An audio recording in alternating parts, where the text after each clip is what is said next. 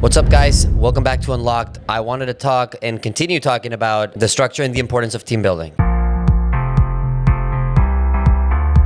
And we have been through a few episodes where we talked about width and the importance of establishing a relationship with trainees, onboarding, doing the majority of the hard work. We've talked a little bit about doing the same in depth. So now I am teaching to train, teaching to onboard, and I am personally doing a lot of the work with second, third, and fourth layers of generations of people on my team. So now I have something going. By this time, by this point of your business, of your career, you probably starting to identify one of the legs, one of the teams that you've personally trained that is stronger than the rest. And this is what you want to do to build a taproot, which is what we're talking about today. So welcome back to Unlocked. Thanks for listening. If you can send this to somebody on your Slack, on your GroupMe, on your WhatsApp, hit the bell and subscribe. It helps us a lot. Thank you so much. So what is it to build a taproot? And the nature of like a taproot, okay, it is the strongest and boldest root in a tree that nurtures the rest of the tree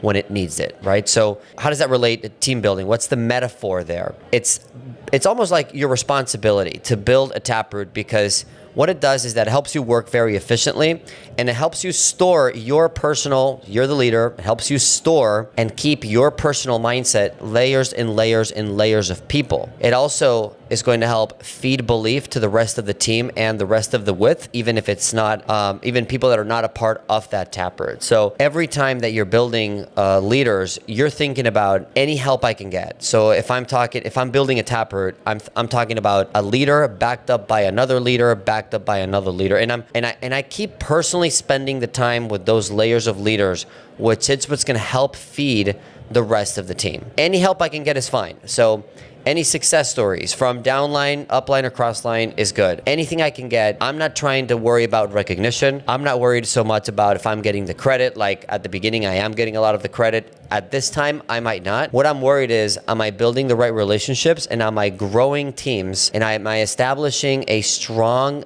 mentality and a strong mindset that comes personally from me to feed the team and protect the belief of that team, because the taproot, again, by its name, will continuously feed the rest of the teams. Taproots are sacred, okay? Taproots are sacred because it's almost like it freezes your mentality in the organization. And we're talking about building layers and layers. Building a taproot is almost your responsibility to build a solid, stable, long-term business.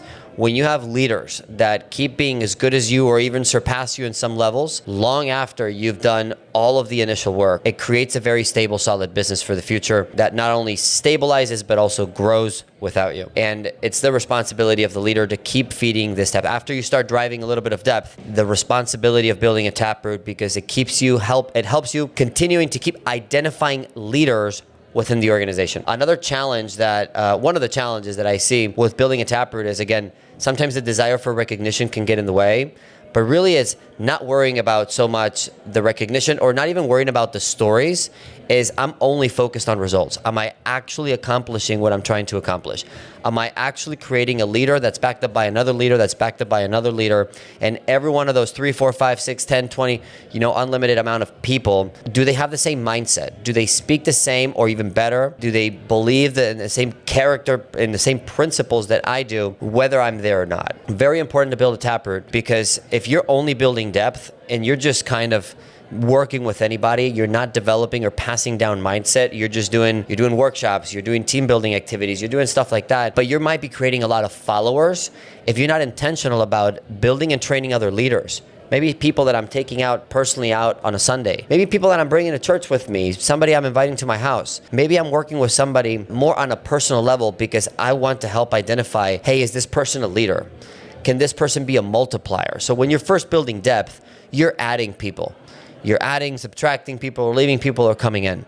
When I'm building a taproot, my goal is not to add so much, but it is to multiply. I might be spending an unproportional amount of my time with 1 or 2 people, because again, I'm trying to transfer not just technique, not just sales, not just the pitch, not just an interview. I am trying to transfer my mindset, the way I live my life, why I believe what I believe, what I'm trying to represent, what is the hill I'm trying to die on, what I think about relationships, what I think about business in general, what I think about my career, what I think about a career exit, what do I think about money, how much money is a lot of money. You can ask somebody how much is a lot of money, they can say 100,000. You can ask a different person and they can say 100 million, and they're both right. So when I'm establishing a Taproot, again, I want all these answers to be answered the same way. So if you're in a team building stage right now and you're not sure if you're identified a Taproot, if you're not sure you identified a leader, a proactive person that almost challenges you because you think they could be better than you, then that probably isn't the person. That means you need to keep driving depth, keep adding width, you need to keep doing onboarding, you need to keep building relationships, finding people to work with,